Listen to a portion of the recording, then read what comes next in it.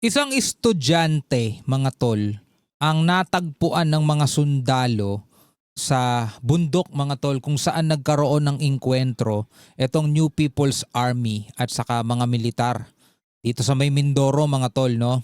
Sabing ganon, estudyanteng nagtago sa hukay. Natagpuan ng mga sundalo ang isang estudyanteng kinilalang si Chantal Anicoche na nagtatago sa isang hukay malapit sa encounter site sa barangay Cabacao, Abra de Ilog, Occidental Mindoro. Ang tanong, anong ginagawa niya doon? 'Di ba? Well, panoorin natin 'to, mga tol, at pag-usapan natin. Bigyan natin 'to ng reaction. Samahan ninyo ako. I'm just a young nigga chillin' on it. First time I seen ice was a Alright, mga tol, welcome ulit sa ating bagong video, reaction, review, commentary, opinion, criticism at kung ano-ano pa. So tayo ay manonood lang ulit ng balita. Itong video footage na inilabas ng ating mga kasundaluhan na ipinalabas din dito sa News 5 Everywhere. So ito'y panonoorin natin at bibigyan natin ng komentaryo at reaction. Bilang isang Pilipino, mga tol, alam ko ikaw, ako, lahat naman tayo, meron tayong mga anak, di ba?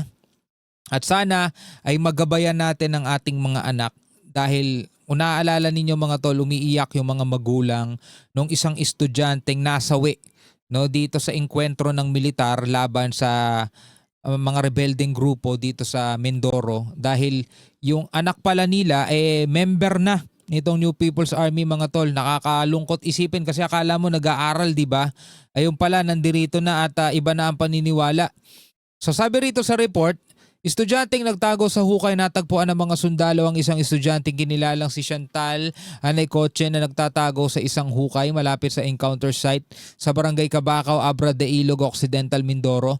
Ayon sa mga otoridad, kabilang si Anicoche sa mga estudyanteng aktivista na natagpuan malapit sa encounter site. Patay umano ang isa habang pinaghahanap pa ang isa. Samantala, nanawagan ng Kabataan Party List ng agaran at ligtas na pagpapalaya kay Anicoche. Git nila, dapat itong ibalik sa kanyang pamilya at mga kasamahan ng walang kondisyon.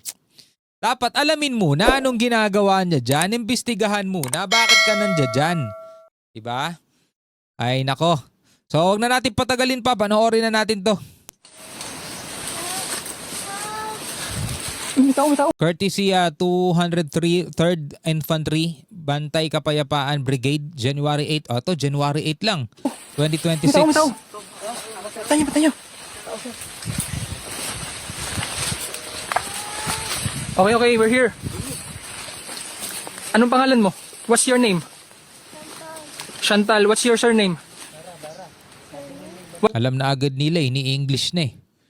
Alam na agad nila, ano to? Film to. What's your full name? Okay, you just calm down. We were going to help you, okay? Okay. Tulungan niyo. Okay, you cooperate with us. Alam na agad nila kung sino yung hinahanap nila. Film tong hinahanap natin Ni English to eh.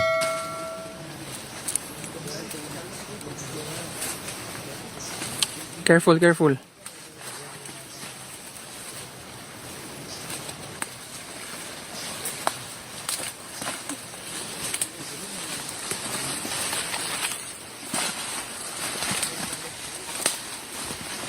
You go with them. Ngayon, sa mga nagtatanong, sino ba tong babaeng to? Isa siyang aktivista nga na makikita natin mga namumuno, nangunguna, yung mga bumoboses kapag nagkakaroon ng mga rally. No, meron ako nahanap na isang video niya. Ito, panoorin natin. Ito sa Washington DC rally, no? Sa ibang bansa. Chantal Anicoche, ito siya, mga tol. Panoorin natin. Is using U.S. tax dollars to bomb peasants and indigenous people in the middle of a drought. April 12, 2024. We demand! Sigaw siya na sigaw at galit na galit. So ngayon, eto siya.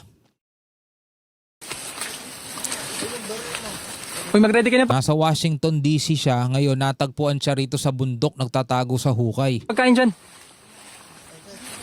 Alam nyo, wala namang problema kung meron tayong mga ipinaglalaban, di ba? Pero mga kapatid, medyo dapat namimili tayo na sasamahan eh. Kasi talagang minsan iba ang kahahantungan.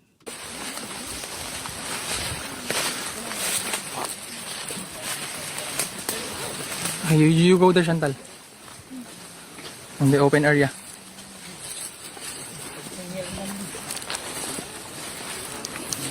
There, you wear your slippers.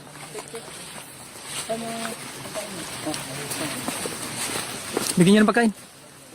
Ngayon, maraming mga grupo ang nagsasagawa ng mga kilos protesta at nagsasagawang itigil na daw ng mga sundalo ang ginagawa nilang operasyon. Dahil natatakot na daw yung mga mamamayan. Yung You sinasabi just nila. wear that. Kainin. Well, You eat first. kung ako tatanungin, hindi.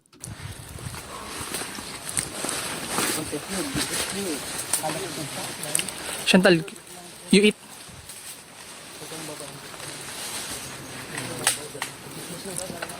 Yung isang squad mag-scour.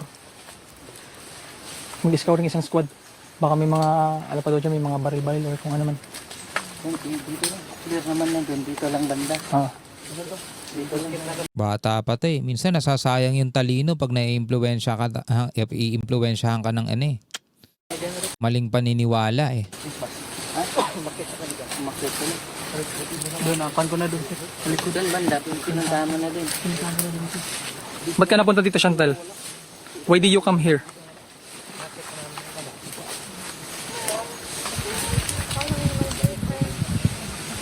Not really my boyfriend. He's a what? Fling? Why did he take you here? In Mindoro? What's his purpose? Huh? His family?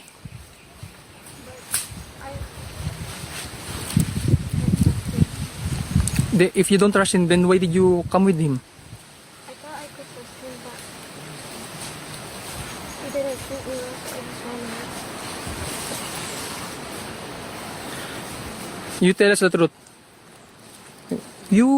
We're trying to help you, so you better tell us the truth, okay? Why did you come here? I'm embarrassed. Why? What are you embarrassed about? Thank you for a boy. Dahil daw sa lalaki. Could have been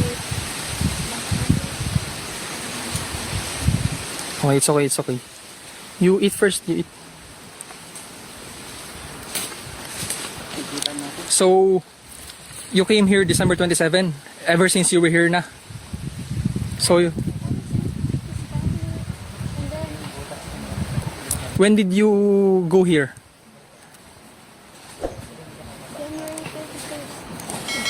January 31st. December 31st? December 31st? You ran away from him? No, January 1st. Because it was the morning when he got into a fight. And so I thought I could just walk away. But I got lost. Nag-away daw sila at umalis siya at naligaw daw siya.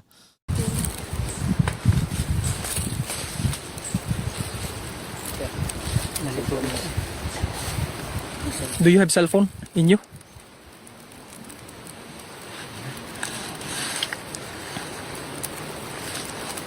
Ito ilagayan mo siya, nakuha doon. Sa mga pwede. Doon sa kanya, sumutas na. You have your cell phone with you?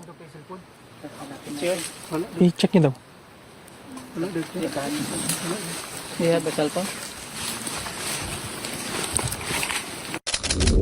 Alright mga tol, yan. At tulad naman ng lagi, pwede kayong magbigay ng inyong komentaryo at pwede kayong magbigay ng inyong reaction sa comment section sa ibaba mga tol, no? So ang panawagan ng Kabataan Party List is agarang pagpapalaya daw dito kay Anikotse nang walang kondisyon. Ayan, sabi rito.